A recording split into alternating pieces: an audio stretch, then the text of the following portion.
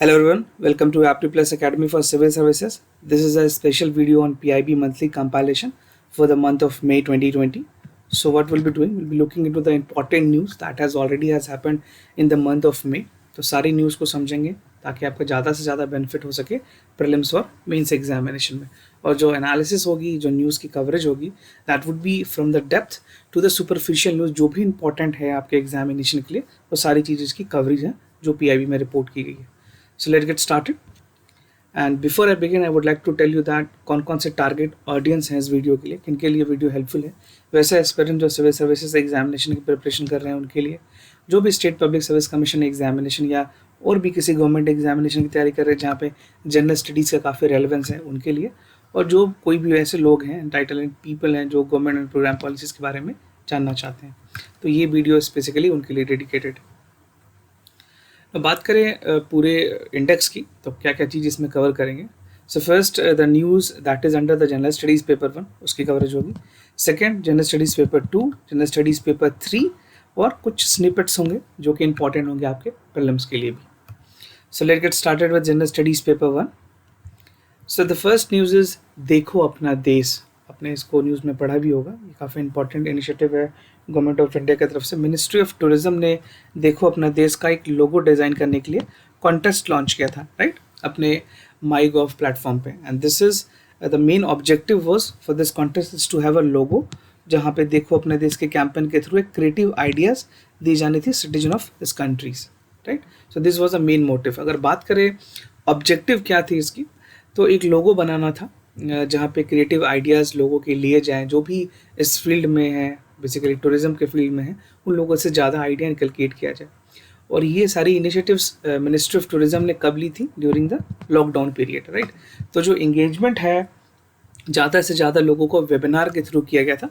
As you know, webinar is a alternative which has happened, Zoom, webinar, ये सारी चीज़ों की बेसिकली एक अल्टरनेट ऑप्शंस रखी गई थी सरकार की तरफ से किसी भी चीज़ को आगे बढ़ाने के लिए। Now the entire objective of this webinar series was to create the awareness, एक awareness बताना लोगों को कि भाई कहाँ पे टूरिज्म, किस तरह से इंडिया में डेस्टिनेशन जो है उसको प्रमोट किया जा सकता है। एक स्पॉट्स फाइंड करने के लिए कि जो hot spot basically tourism destination है उसको किस तरह से वहाँ पे टूरिज्म और ज़्यादा प्रमोट किया जाए। And including the lesser known destination, जो भी कई ऐसे छोटे शहरों हैं जिसके बारे में भी लोगों को अभी भी बहुत ज़्यादा पता नहीं। आप हिमाचल में चले जाएं, साउथ इंडिया में चले जाएं, कई ऐसे स्टेट्स हैं, डिस्ट्रिक्ट्स हैं, कोई ऐसे टूरिज्म स्पॉट्स हैं जो अभी भी बहुत ज़्यादा पॉपुलर डेस्टिनेशन नहीं है। तो उन सारे चीज़ों को यहाँ पे प्रमोट करने की कोशिश की गई है। And focusing on the domestic tourism potential, जो हमारा डोमेस्टिक टूरिज्म है उसकी जो पोटेंशियल है उसको कैसे और बढ़ाया जा सकता है, इसकी कोशिश थी। उसके साथ के साथ जो फेलो कंट्रीमैन हैं उनको अपने देश के बारे में बताना कि यू शुड बी अवेयर कि हमारी क्या क्या कहाँ क्या धरोहर जो है उसके बारे में जानकारी होनी ज़रूरी है। And taking much need basically with their own border winning strategies for India. So the complete aim was to make people aware of the point of interest and the point of national importance. Basically वहाँ पे लोगों को जानकारी हो, क्योंकि once they are informative, the knowledge will again increase. और basically अगर चीज़ें पहले तो डोमेस्टिक होगी, डोमेस्टिक से चीज़ें फिर नेशनल होगी, and national it will have a international recognition, right. तो दिस इज़ वेरी इंपॉर्टेंट कि हम उस चीज़ को अप्रिशिएट करें, रिकॉग्नाइज करें और उसको ज़्यादा से ज़्यादा प्रमोट करें। Now coming to the general studies paper 2, यहाँ पे जो इंपॉर्टेंट न्यूज़ है जनरल स्टडीज़ पेपर 2 के कैटेगरी के अंदर, उसको देखते हैं। फर्स्ट इज प्रधानमंत्री वाया वंदन योजना। एक ये LIC के द्वारा एक इश्यूज़ है, पॉलिसी की जाती है जिसका प्लान नंबर है 842। तो आपके घर में कोई सीनियर सिटीजन हो तो उनको आप सजेस्ट कर सकते हैं इसके बारे में। बेसिकली यूनियन कैबिनेट ने इस पे एक्सटेंशन दिया। ये प्लान ऑलरेडी एग्जिस्टेड थी, बट इस प्लान को एक्सटेंड मिली है 2023 तक। तो what is this all about? ये है क्या? प्रधानमंत्री वाया वंदन योजना है क्या? इट अलाउ एक अश्योर्ड रिटर्न इसमें है कि आपको 7.40 पर एनम के आसपास अश्योर्ड रिटर्न मिलेंगे, राइट।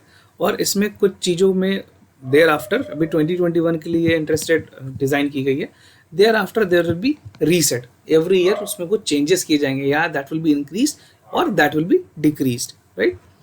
नो क्या बेनिफिट्स हैं इस स्कीम के? बेसिकली ये आपके प्रीलिम्स एग्जामिनेशन में इस तरह के सवाल भी इंपॉर्टेंट हो जाते हैं जिसमें डायरेक्ट आपसे स्टेटमेंट वाइज क्वेश्चन पूछे जाएंगे। तो बेसिकली पेंशन दी जाती है लोगों को at the end of the period during the policy term. जब भी पॉलिसी टर्म आप उसको अगर डिफर्ड करके लेते हैं या इमीडिएट आपको बेनिफिट चाहिए तो हर महीने आपको पेंशन के तौर पे पैसे मिलेंगे।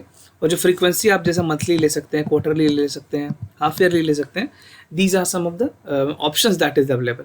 And this scheme is completely exempted from the GST. जो भी जीएसटी के प्रोविजंस है उससे एग्जेम्प्टेड है। And loan up to 75% of the purchase price. बाद में अगर किसी को लोन चाहिए होगी तो जो टोटल का उसने जो पॉलिसी लिया है 3 साल के बाद वो उससे 75% तक की अमाउंट निकाल सकता है। मान लो कि आपने एग्जाम्पल के लिए 100 रुपीज़ जमा किया है तो आप 75 रुपीज़ उससे निकाल सकते हो, right. And the scheme allow the pre mature exit. अगर कोई किसी को क्रिटिकल इलनेस है, स्पाउस की तबीयत खराब है या कुछ इस तरह के प्री मैच्योर एग्जिट हैं तो वहाँ पे 98% अमाउंट आपको रिफंड कर दिया जाएगा and 2% would be deducted back to the by the government of India. Now अगर बात करें अगर कोई पेंशनर की डेथ हो जाती है during the policy of 10 year के अंदर अंदर तो जो परचेज प्राइस है तो उसके वो पूरी बेनिफिशियरीज को दे दिया जाएगा। तो जो भी अगर एक्स अमाउंट बेनिफिशियरी के नाम पे थी और उसकी अगर डेथ हो जाती है 10 ईयर से पहले पहले तो full amount will be given back to the beneficiary, right. Now eligibility condition की अगर बात करें कुछ रिस्ट्रिक्शंस भी है। जो मिनिमम एंट्री एज है इसके लिए दैट इज 60 ईयर। तो ये आप ध्यान रखना, कई बार यूपीएससी में अगर ऐसे स्टेटमेंट आए तो आप कंफ्यूज ना होना। 60 ईयर वो कंप्लीट होने चाहिए। और जो मैक्सिमम है entry that is no limit. ये मिनिमम एंट्री है और ये मैक्सिमम एंट्री कोई लिमिट नहीं है। पॉलिसी टर्म जो है वो 10 ईयर्स के लिए है। इन्वेस्टमेंट है फॉर इन्वेस्टमेंट लिमिट है 15 लाख रुपए से ज़्यादा कोई भी सीनियर सिटीजन इन्वेस्ट नहीं कर सकते हैं। मिनिमम है 1000 रुपीज़ और मैक्सिमम है बेसिकली जो मिनिमम पेंशन है वो आपको कम से कम 1000 रुपये मिलेंगे और मैक्सिमम का जो लिमिट रखा गया है वो 12,000 रखा गया है, राइट।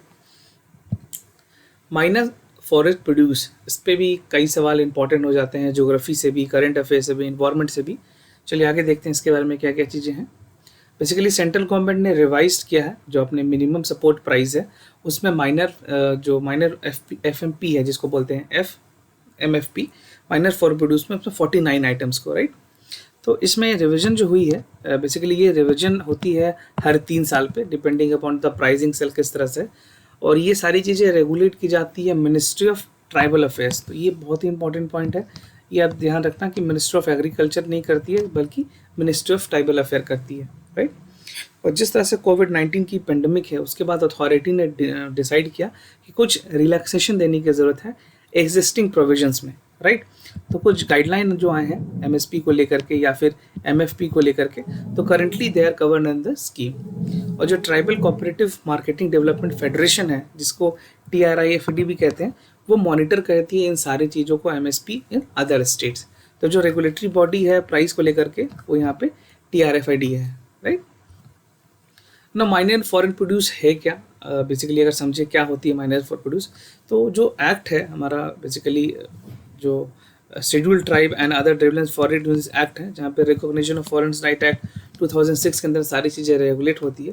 तो ये एक्ट डिफाइन करती है कि कोई भी ऐसा नॉन टिम्बर फॉरेस्ट प्रोड्यूस है जिसकी the plant origin includes bamboos, brushwoods, stumps, canes, treasures, कानून, हनी, इस तरह की जो चीज़ें हैं ये सारी चीज़ें that would be under the minor forest produce. और जो माइनर फॉरेस्ट प्रोड्यूस है एक सबसेट है forest produce that has got definition in 2007।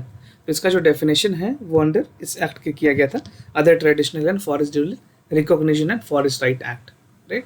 तो ये वाला पॉइंट भी आपके प्रीलिम्स पॉइंट ऑफ व्यू से इंपॉर्टेंट है जहाँ पे अगर कोई स्टेटमेंट है तो आप 206 जो है अमेंडमेंट उसके साथ ये एसोसिएट कर सकेंगे। ना अगर बात करें schedule tribe and other forest dwelling recognition act की तो यहाँ पे एक्ट का जो स्पेशल पावर है एक्ट रिकॉग्नाइज करती है इंडिविजुअल को जो फॉरेस्ट ड्वेलर्स हैं उनको फॉरेस्ट राइट देती है to live in the cultivated forest and land and occupied at before 13 दिसंबर 2005 से पहले जो लैंड एक्वायर्ड की गई है वहाँ उनको फॉरेस्ट राइट दी जाती है। और जो एक्ट है that grants community forest right, एक कम्युनिटी फॉरेस्ट राइट देती है to manage, protect, regenerate the forest, right. So this is very important क्योंकि वहाँ पे बहुत ज़्यादा रिस्ट्रिक्शन है। जहाँ भी फॉरेस्ट राइट एक्ट लगे हुए हैं वहाँ पे आप कोई भी एक्टिविटीज़ नहीं कर सकते हैं, राइट। और जो फॉरेस्ट राइट एक्ट 2006 है उसके मुताबिक जो इंक्लूसिव राइट टू ओनरशिप है, एक्सेस टू कलेक्शन है, या फिर use and disposable minus produce है, ये सारी चीज़ें आउटसाइड के जो लोग हैं, जो जिस traditional collected outside the boundaries भी, विद इन या आउटसाइड द बाउंड्रीज होती हैं, और बाहर के कोई भी लोगों को यहाँ पे जुरिस्डिक्शन नहीं अलाउड नहीं किया जाता है. And individual communities and the gram sabha have the right under the particular section of the act to decide upon the ownership of the minor forest produce. तो जो भी माइनर फॉरेस्ट प्रोड्यूस होंगे उनकी जो राइट्स है वो वहाँ के इंडिविजुअल को वो ग्राम सभा के परमिशन से भी लेनी पड़ती है, और वो उन सारी चीज़ों को भी डिसाइड करके एरिया एलोकेट करते हैं. Right now delimitation commission, basically ये भी न्यूज़ में है PIB के इस मंथ में. देखते हैं डिलिमिटेशन में. बेसिकली डिलिमिटेशन कमीशन को हम लोग बाउंड्री कमीशन भी कहते हैं, और ये इस्टेब्लिश की गई थी गवर्नमेंट ऑफ इंडिया के थ्रू, जहाँ पे जो एक्ट था वो डिलिमिटेशन कमीशन एक्ट के थ्रू डिलिमिटेशन कमीशन को इस्टेब्लिश की गई थी. राइट और जो मेन टास्क है इस कमीशन का, टू रिड्यूस द बाउंड्रीज, जो भी जहाँ भी जो वेरियस असेंबलीज हैं किसी भी स्टेट में, डिस्ट्रिक्ट्स में, उसकी बाउंड्रीज कैसे डिज़ाइन करनी है, कैसे कितना कितना बाउंड्री लाइन होना चाहिए लोकसभा के लिए, रिसेंट कंसेंसस के बेसिस पे वो डिसाइड करती है. और जो रिप्रेजेंटेशन का जो मेथडोलॉजी अपनाया जाता है इस पर, that is state is not change during this exercise. और जो नंबर ऑफ ST और SCs के सीट्स हैं उसके अकॉर्डेंस में सारी चीज़ों को डिस्ट्रीब्यूशन की जाती है. जो प्रेजेंट में डिलिमिटेशन कमीशन है वो कंस्टिट्यूट हुई थी, बेसिकली उनका जो 2002 में, इससे बाद अभी तक तो कोई डिलिमिटेशन कमीशन नहीं हुई है, और ये इन्होंने 2001 का सेंसस यूज़ किया है. तो अभी ये ज़रूरी है कि इसको चेंज भी किया जाए. आपके लिए एक क्वेश्चन ये भी हो सकता है मेंस एग्जामिनेशन में कि डिलिमिटेशन कमीशन का कितना फिजिबिलिटी है, क्या इसको दोबारा इम्प्लीमेंट करने की ज़रूरत है या नहीं. तो आप अपने एनालिसिस भी इस पर रेडी रखें ताकि एग्जाम में कोई सवाल आए तो आप लिख पाएँ. कमीशन की स्पेसिफिकली बात करें प्रीलिम्स पॉइंट ऑफ व्यू से भी, तो एक बहुत ही पावरफुल इंडिपेंडेंट बॉडी है, जहाँ पे उसके जो रूल्स हैं, जो जजमेंट्स हैं, that can not be challenge in the court of law. जो एक बार उन्होंने कह दिया आप उसको चैलेंज नहीं कर सकते हो. And the order laid before the Lok Sabha and representative state assemblies, वहाँ पे भी वो मॉडिफिकेशन नहीं कर सकते हैं, वो परमिटेड नहीं है. राइट नाउ वर्चुअल नाम summit, this was also on the news. तो बेसिकली प्राइम मिनिस्टर ने जो अपने पार्टिसिपेंट कंट्रीज़ हैं, नाम के जो मेंबर्स कंट्रीज़ हैं, उनके साथ वीडियो कॉन्फ्रेंसिंग की थी कोविड-19 के क्राइसिस को लेकर के. And this is for the first time that the prime minister has took the नाम मीटिंग लिए पहली बार मीटिंग ली गई है. और इससे पहले जो पार्टिसिपेंट्स थे वो तेहरान थे 2012 में, और 2016 और 18 में नाम में इंडिया ने पूरा रिप्रेजेंट किया था वाइस प्रेसिडेंट लेवल पे. तो यहाँ पे ये स्टेटमेंट आपके लिए इंपॉर्टेंट है प्रीलिम्स पॉइंट ऑफ व्यू से कि आप प्रेसिडेंट नहीं है, बाकी वाइस प्रेसिडेंट है. तो वाइस प्रेसिडेंट आप ध्यान रखना. और Azerbaijan is the president of the group E 2019-20. तो this is the country who is representing as a president. और जो टाइटल थे समिट की, टाइटल भी बहुत इंपॉर्टेंट है, कई बार एग्जाम में सीधे टाइटल पूछ लिए जाते हैं. तो समिट की जो टाइटल थी, that we stand together against the कोविड-19. फाइन ना. और क्या चीज़ें हुई हैं इस समिट में, तो कोरोना वायरस के जो आउटब्रेक है उसके जो लिमिटेशन है, जो ग्लोबल ऑर्डर है, जो पेंडेमिक जिस तरह से फैल रही है, उसके लिए क्या न्यू टेम्पलेट होना चाहिए, किस तरह से globalisation based fairness and equity होनी चाहिए, उस पर बात की गई. उसके बाद प्राइम मिनिस्टर का कहना था कि जो इंटरनेशनल सिचुएशंस हैं that are more representative in the world today. और चीज़ों को जो और हाईलाइट की गई है कि ह्यूमन वेलफेयर, जो हमारे हेल्थ केयर इंफ्रास्ट्रक्चर है, जो हेल्थ सेक्टर है, उस पर कैसे ज़्यादा और फोकस किया जा सके. Right and now call for the country to stand together to ensure there is basically international community and World Health Organization, जो सारी जो मैंने आपको पहले बताया हेल्थ बिल्डिंग कैपेसिटीज़ हैं उस पर ध्यान देने की ज़रूरत है. बेसिकली जो डेवलप्ड कंट्रीज़ है वो डेवलपिंग कंट्रीज़ पे ध्यान दें, एंड जो हमारे बेसिकली अभी India is also developing countries, Nepal है, बांग्लादेश है, तो इस तरह के जो डेवलपिंग कंट्रीज़ हैं उन पर भी ध्यान देने की ज़रूरत है. And India has said medicine to 123 countries along 59 members. अगर बात करें जो हाइड्रोक्सी क्लोरोक्विनिन की जो टैबलेट्स थी, या जो क्लोरोक्विनिन की जो टैबलेट्स थी, वो इंडिया ने अमेरिका से लेकर के और सारे देशों को करीबन 123 कंट्रीज़ को हमने हाइड्रोक्सी क्लोरोक्विनिन दी है, क्योंकि India is the world largest producer of any of the generic drug. Right जो हाइड्रोक्सी क्लोरोक्विनिन की जो प्रोडक्शन है पूरे वर्ल्ड में सबसे ज़्यादा इंडिया करती है. राइट ना. प्रिंसिपल ऑफ अगर नाम की बात करें तो बेसिकली कुछ इंपॉर्टेंट प्रिंसिपल है नाम की. First is to respect the principal, जो भी अपने हमारे यूएन चार्टर में चीज़ें जो इंटरनेशनल लॉ है उसको रिस्पेक्ट करना. Respect for the sovereignty, equality and territorial integrity of all state.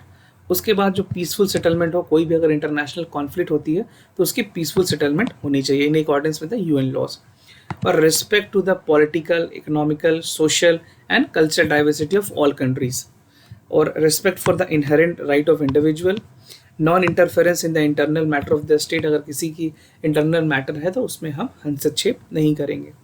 The promotions of the defense and multilateralism. This is again some of the core principle of the NAM.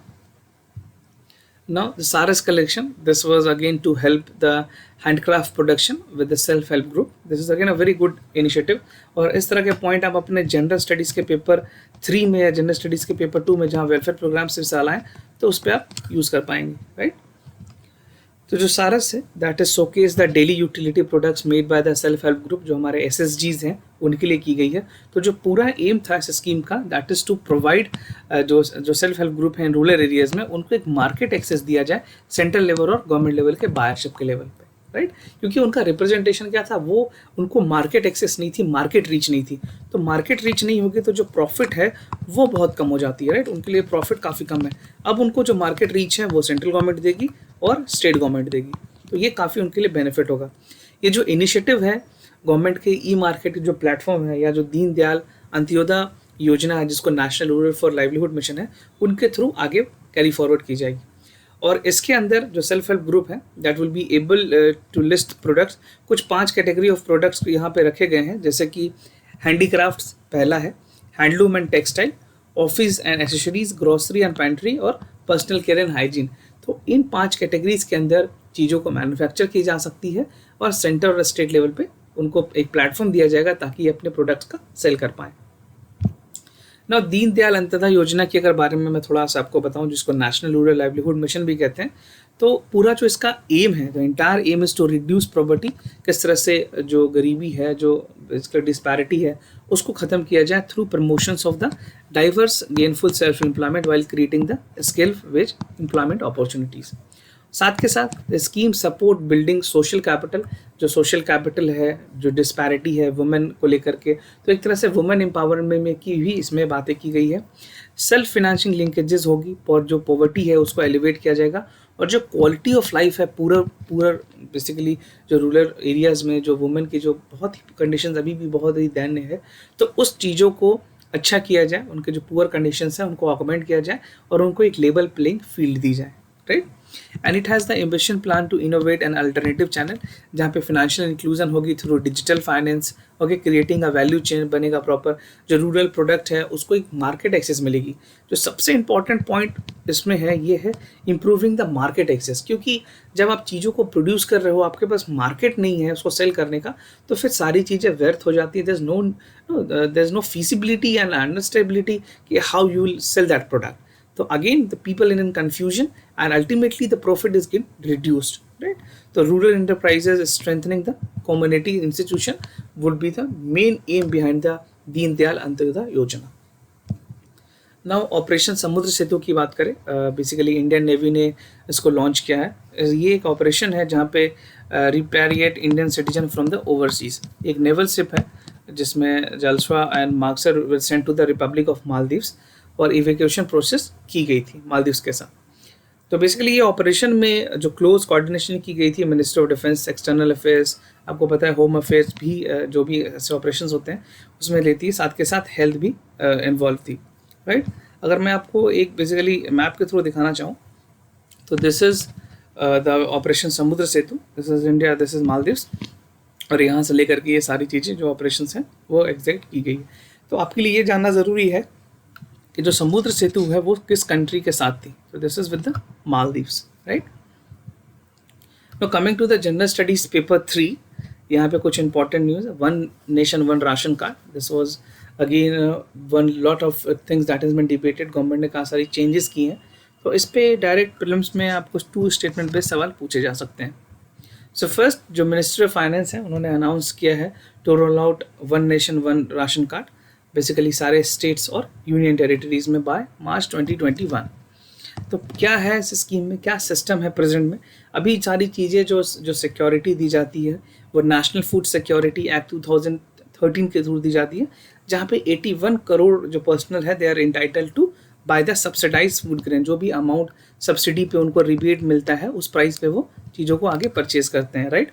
और जो fair shop price है, जिसको जहाँ पे basically सारी चीज़ें मिलती है, शॉप्स जो एलोकेट किए जाते हैं, तो डेजिनेटेड जो FPS हैं दे विल हैव, जो राइस उनको प्रोवाइड करना है, राइस की जो प्राइस डिसाइड की गई सरकार की तरफ से वो है 3 रुपीज़ पर kg, वीट फॉर 2 रुपीज़ पर kg, और जो कोर्स ग्रेन है उसको 1 रुपये पर kg के हिसाब से बेनिफिशरीज को देने हैं, राइट। और राशन कार्ड क्या है? राशन कार्ड, जिसमें मैंने आपको बताया, एक ऑफिशियल डॉक्यूमेंट है जो कि स्टेट गवर्नमेंट इशूज़ करती है, right, to make people entitle to eligible to buy subsidise foods. जो भी अपने फेयर शॉप प्राइजेज हैं वहाँ पे वो PDS के शॉप्स पे जा करके अपनी चीज़ों को प्रोड्यूस बेसिकली परचेस कर सके अपने कार्ड को शो करके, right. And there are 2 type of ration card. अगर पहले बात करें तो एक होती है अंत्योदय, जहाँ पे जो राशन कार्ड है that is issued to the poorest, जो भी गरीब से गरीब हैं उनको ये चीज़ें दी जाती है। और ईच AAY, जो ईच अंत्योदय है, they are entitled for 35 kilos of food grain per month, उनको 35 किलो के आसपास एंटाइटलमेंट है। उसके बाद एक standard form of ration card होता है, जहाँ पे that has been prepared keeping into the account and use by the different state, तो ये एक अलग लेवल पे। अगर नंबर फॉर्मेट की बात करें तो कैसे कार्ड को बेसिकली क्या इसकी है कार्ड की फिजिकल अगर देखें तो यहाँ पे 10 डिजिट कार्ड होगा राशन कार्ड, जिस तरह आधार कार्ड 12 डिजिट की होती है, 10 डिजिट की होगी। और first 2 digit will B have state code. ये वाला पॉइंट काफ़ी इंपॉर्टेंट है कि बेसिकली जो कार्ड में जो लास्ट जो फर्स्ट 2 डिजिट होंगे वो स्टेट के कोड होंगे, and next 2 digit will be running for the ration card numbers, right. और beside this the other set of 2 digit will be appended in the ration card. तो जो member के जो unique IDs हैं, एक unique ID create किया जाएगा ताकि लोगों को आइडेंटिफाई किया जाए। स्टेट्स की अगर बात करें तो आंध्र प्रदेश है, तेलंगाना, गुजरात, महाराष्ट्र, हरियाणा, राजस्थान, केरला, मध्य प्रदेश, झारखंड, त्रिपुरा और अलग से 12 स्टेट हैं। उन्होंने पॉसिबिलिटी की है कि वो चीज़ों को जल्दी से इम्प्लीमेंट करेंगे, राइट। ना बात करें कुछ बेनिफिट्स की, तो सबसे पहले बेनिफिट्स है जो लीकेजेस हैं उसको ख़त्म करने में मदद मिलेगी, जो बिचौलिए हैं, जो इंटरमीडियरीज हैं, उनसे रिडक्शन मिलेगी। एक टेक्नोलॉजिकल सॉल्यूशन मिलेगा जहाँ पे एडवांस टेक्नोलॉजी यूज़ की जाएगी, जो सही बेनिफिशरीज हैं उनको सारे इंटाइटलमेंट दी जाएगी। माइग्रेंट्स को मदद मिलेगी, वो किसी पार्ट ऑफ कंट्री से अपने राशन को ले सकते हैं, ना कि सिर्फ अपने स्टेट से जहाँ से बिलोंग करते हैं, राइट। इंडिविजुअल फोकस है, जहाँ पे बेसिकली जो माइग्रेंट है they can avail the benefits. Accountability set करी कि डिजिटल होने की वजह से सारी चीज़ें डेटाबेस में मेंटेन होगा, तो कहीं से भी लीकेजेस की संभावना कम होगी। And it will generate a data for the future user. अगर सरकार को बाद में कोई पॉलिसीज़ बनानी है तो ये डेटा उनको काफ़ी मदद करेगी कि हमारे पास किस तरह की संख्या है, कितने लोग गरीब हैं, किनको कितनी एंटाइटलमेंट चाहिए, उस हिसाब से आगे पॉलिसी कैरी फॉरवर्ड की जा सकती है, right.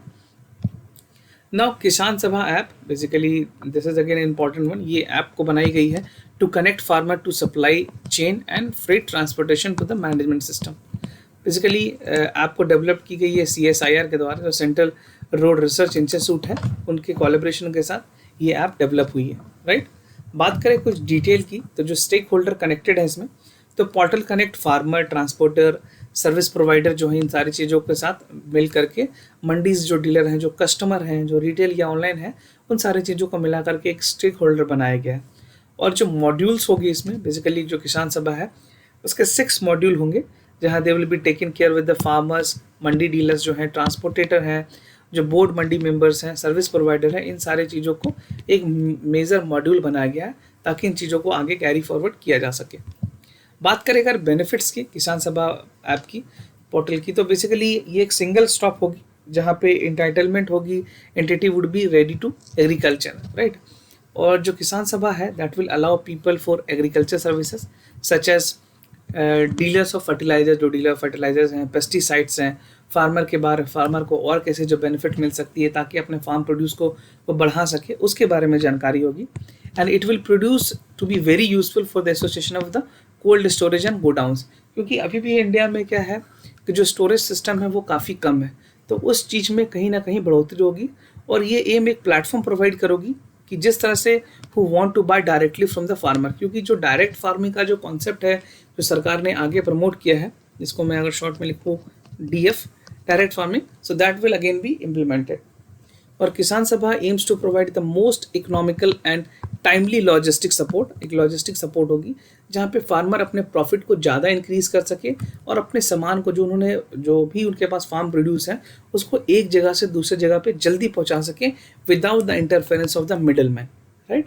So this is to give them a proper structure so that they earn more and more profit on their cultivated fruits, plants, anything.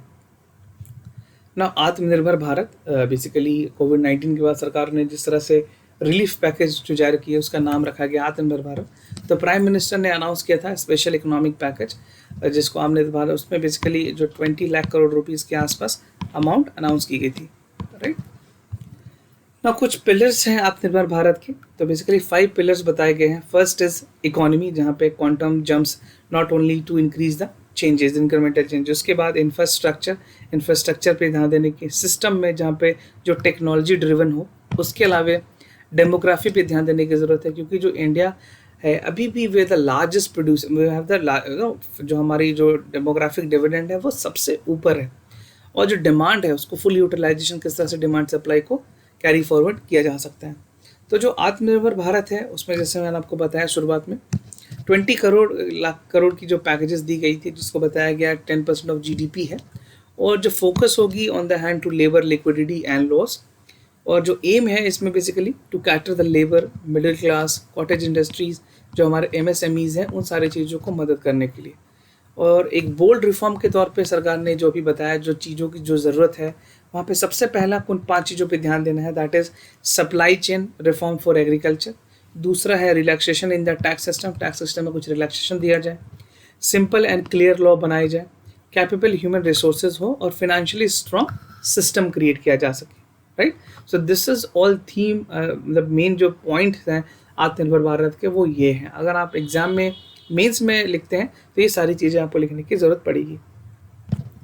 Now बात करते हैं साइक्लोनिक अम्फन के बारे में. जिस तरह से कैलकाटा, वेस्ट बंगाल वाले एरियाज़ में, इवन बांग्लादेश में, उड़ीसा कोस्ट के अलावा ये सारी चीज़ें देखी गई.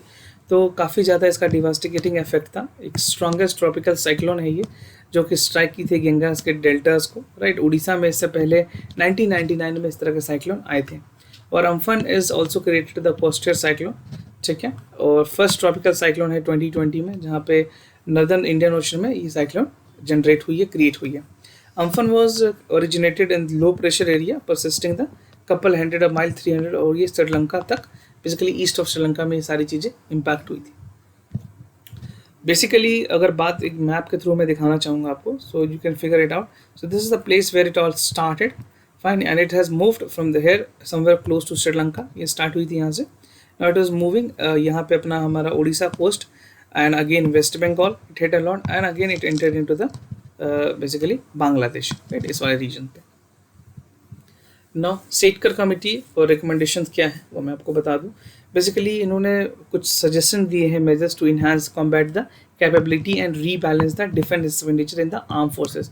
कि आर्म फोर्सेस को जो हमारी डिफेंस सिक्योरिटी फोर्सेस है उसमें किस तरह से एडवांसमेंट होनी चाहिए, जो एक्सपेंडिचर है, जो बजट है, उसको और कैसे ज़्यादा इंक्रीज़ किया जाना चाहिए. तो report was made public. Basically इसको पब्लिक नहीं किया गया क्योंकि कुछ ऑपरेशनल एस्पेक्ट्स हैं इसके जिसको सरकार ने सिक्योरिटी पर्पज से अभी तक डिस्क्लोज नहीं किया है.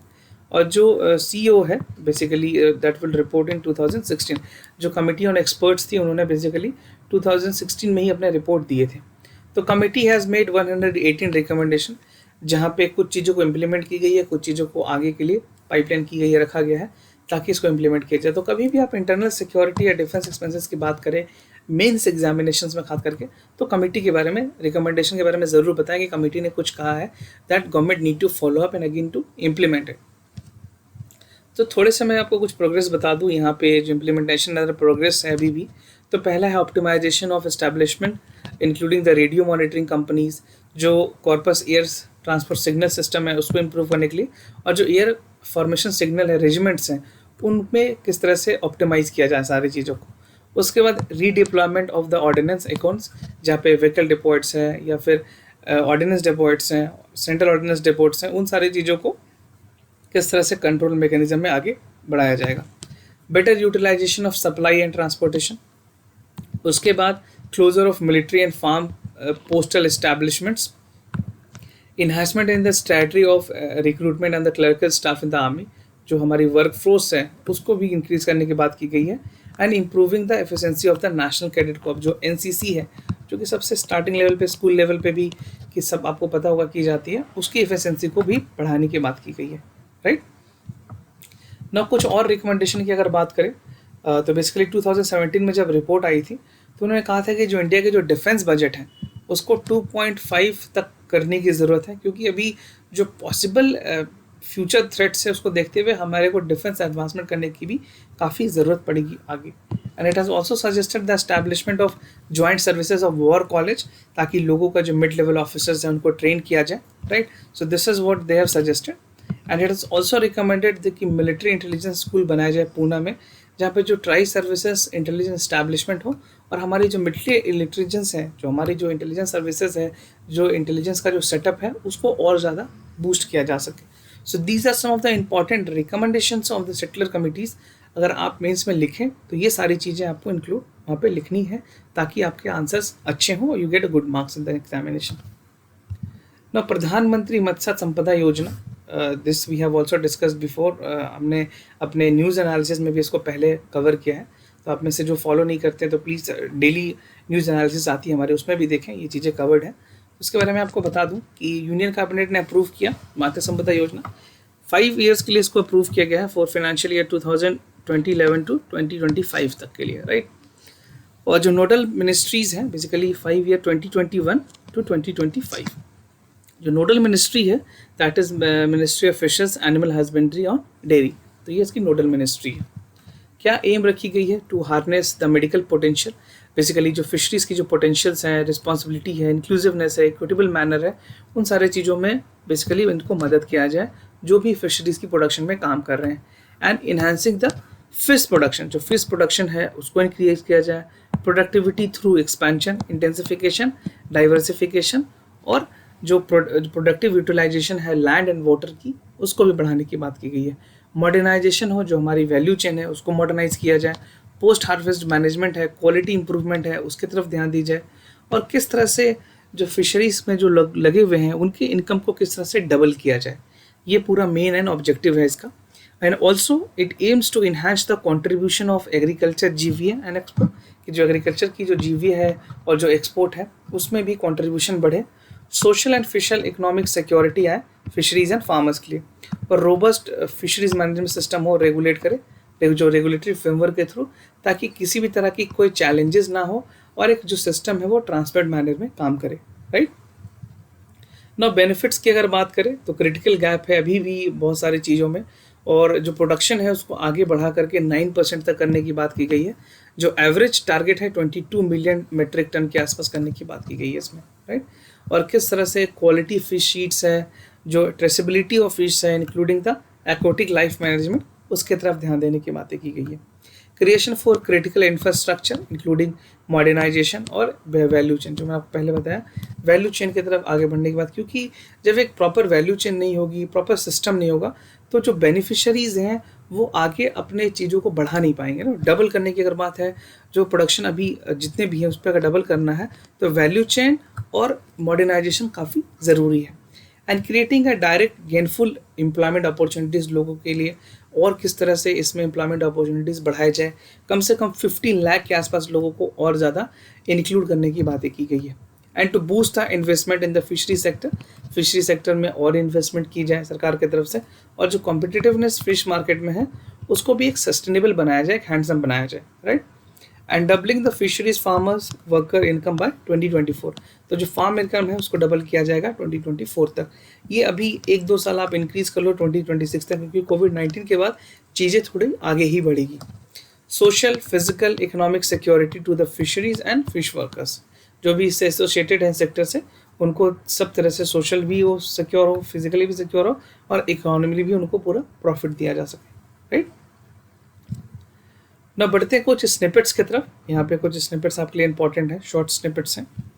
Basically Vande Mataram mission, government of India ने स्टार्ट किया था वंदे मातरम मिशन, एक लार्जेस्ट इनिशिएटिव्स है for the repatriate of the Indian national to come back. और under this mission ministry of civil aviation ने क्या किया, कोऑर्डिनेशन बनाई मिनिस्ट्री ऑफ एक्सटर्नल अफेयर्स के साथ और स्टेट गवर्नमेंट के साथ, ताकि जो लोग बाहर फंसे हुए हैं उनको अपने होमलैंड में लाया जा सके। और एयर इंडिया ने इसके साथ सब्सिडरी किया, एयर इंडिया एक्सप्रेस, जहाँ पे वो दूसरे कंट्रीज़ में लोगों को लेकर के आई। और each and every function of this massive evacuation mission is strictly adhered to the safety and hygiene protocol led by the government of India due to the COVID-19, right?